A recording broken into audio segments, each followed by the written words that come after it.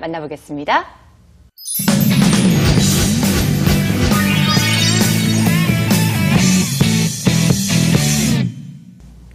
호기심.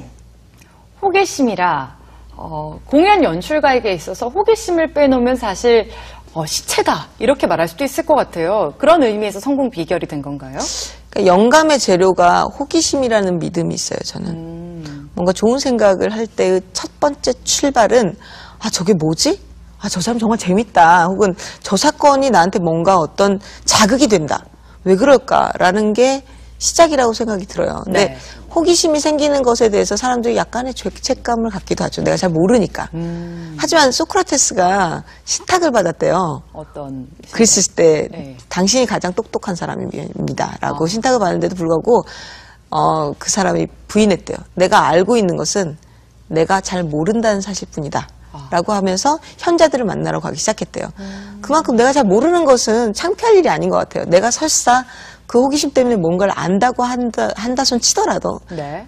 그게 다는 아니잖아요. 심지어 제가 뮤지컬을 하고 있지만 뮤지컬이 전부가 아닌 것처럼 계속 사람들은 탐구하면서 새로운 열정들이 발현되는 거라고 생각이 들어요. 네. 그래서 그 호기심에 대한 가치를 전 되게 높이 평가하는 편이고 그걸로 통해서 작품들이 나왔던 것 같아요.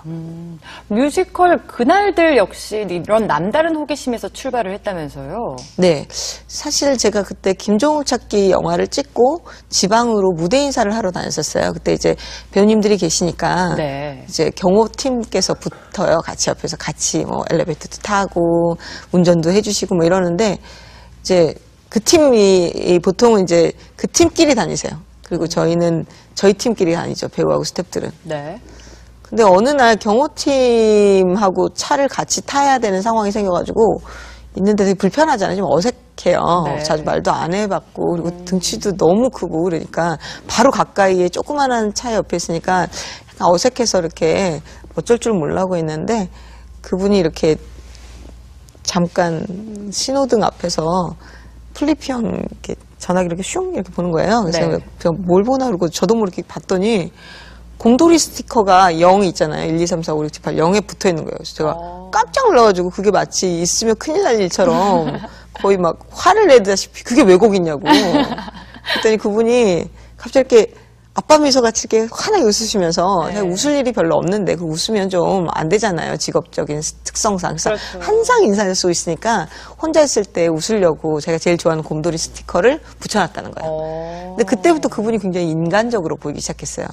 그래서 아예 그 차를 타고 다니면서 원래 이제 따로 타던 차를 포기하고 이제 그 차를 타고 다니면서 그 경호관들하고 같이 샌드위치도 먹고 뭐 얘기도 나누고 그러면서 되게 재밌는 분들이라는 걸 알게 됐어요.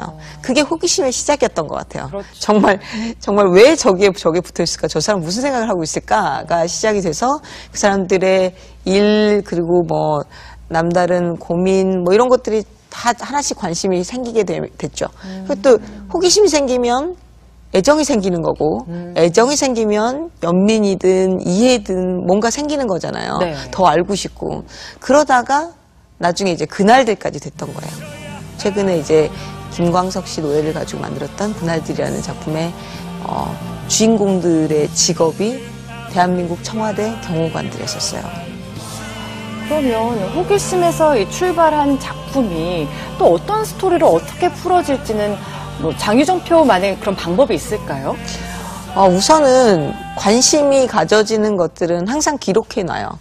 뭐 이를테면 심지어는 어떤 적도 있었냐면 안나푸르나에 등반을 한 적이 있었어요. 네. 안나푸르나 등반을 하러 갔는데 거기에 80세가 되신 캐나다인, 그러니까 캐나다인 할머니가 혼자 올라갔었어요. 80세요? 80세요. 그 너무 놀랍잖아요. 그러니까 네. 올라갈 때 79세였는데 내려올 때 만났는데 80이 됐어요. 어머. 그 사이에. 근데 이제 그분이 자기 엄마 얘기를 해주셨는데 80세다 네. 보니까 어머니가 사셨던 때는 19세기인 거예요, 심지어. 오. 근데 되게 재밌는 거예요. 막상 이렇게 우리가 19세기 하면 TV에 나오거나 뭐 드라마에 나오거나, 그러니까 드라마에 나오거나 영화에 나오거나 이런 것들만 보다가 책에 보다가 네. 실제로 살았던 사람 얘기를 들으니까 되게 재밌는 거예요. 그래서 그 되게 재밌는데 해서 한국 오자마자 19세기 자료를 모을 수 있을 만큼만 모았던 것 같아요. 네. 지금 작품이 되지는 않았지만 그런 것들부터가 하나의 시작이 되는 거죠. 소통을 하고 또 대화를 하면서 또 작품의 주요 소재를 결정하고 많은 것들을 스토리로 짜내는 그런 과정들이 있었는데 그런 과정을 하면서 좀 유독 취재를 할 때 가장 어려운 점이 어떤 게 있을까요? 이제 그날들 같은 경우는 청와대 경호관 얘기니까 청와대 경호관들이 어디 작가를 만나주겠어요. 그분들은 비밀 유지가 가장 중요한 그렇죠.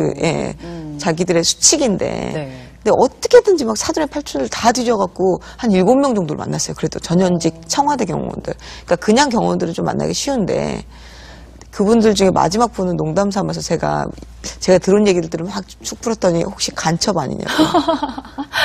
어떻게 이렇게 많이 알 수 있냐 라면서. 네. 하마터면 큰일 날 뻔하셨네요. 네.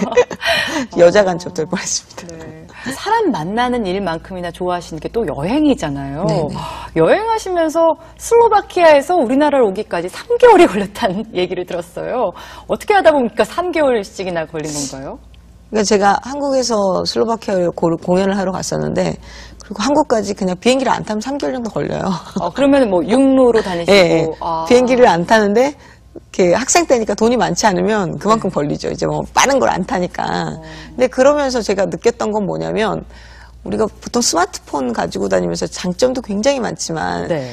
이렇게 안 쓰는 근육들이 생기는 거잖아요. 기억력이 점점 좀 떨어지고 옛날엔 친구들 전화번호도 다 외우고 그리고 가끔 이렇게 어떤 생각이 안 나는 거예요. 이렇게 그때 그 가수 누가 왜 그 노래 되게 좋아했잖아 하면서 서로 친구들끼리 얘기했는데 다 생각이 안 나는 순간 있잖아요. 네, 그 집에 가서 막 찾아보잖아요. 아는 사람한테 전화해보고. 그럼 다시는 그 가수든 그 정보가 잊어버리지를 않아요. 근데 지금은 바로 찾을 수 있으니까. 너무 손쉬운 세상. 네, 그러니까 마치 제가 부산까지 가는데 비행기를 타고 가나 KTX를 타고 가면 굉장히 빨리 갈 수는 있지만 나중에 혼자 가보라고 하면 되게 어려울 거라는 거예요. 근데 정말 물어 뭐 시내버스 타고 뭐 털터거리는 시외버스 타고 뭘 얻어 타고 막 이러면서 가면 정말 전쟁이라도 갈 수 있다라는 거죠.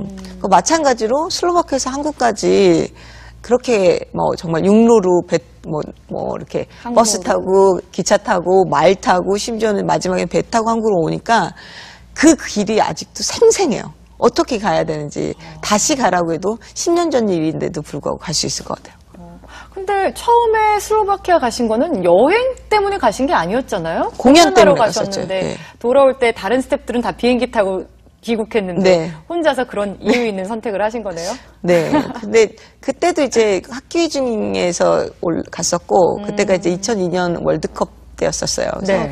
월드컵이 이제 완전 빨개질 무렵에 이제 막 시작했을 때 저희는 이제 다 같이 공연을 갔고 나머지 친구들은 이제 서부 유럽 쪽 그러니까 서유럽 쪽을 많이 갔죠. 이제 프랑스나 네. 뭐 내지는 영국이나 이쪽으로 많이 갔었고 저는 그때 이제 방학 기간이 온전히 한 3개월 가까이가 남아있을 때였기 때문에 거기는 언제든지 갈 수 있을 것 같은 거예요. 비행기 타면. 근데 뭐 예를 들면 에스토니아라든지 내지는 그 러시아 중에서도 모스크바 말고 뭐 이르쿠츠크라든지 몽골이라든지 이런 걸 한꺼번에 갈 수 있는 기회가 별로 네. 없을 텐데 이게 기회다 싶어가지고 갔었죠.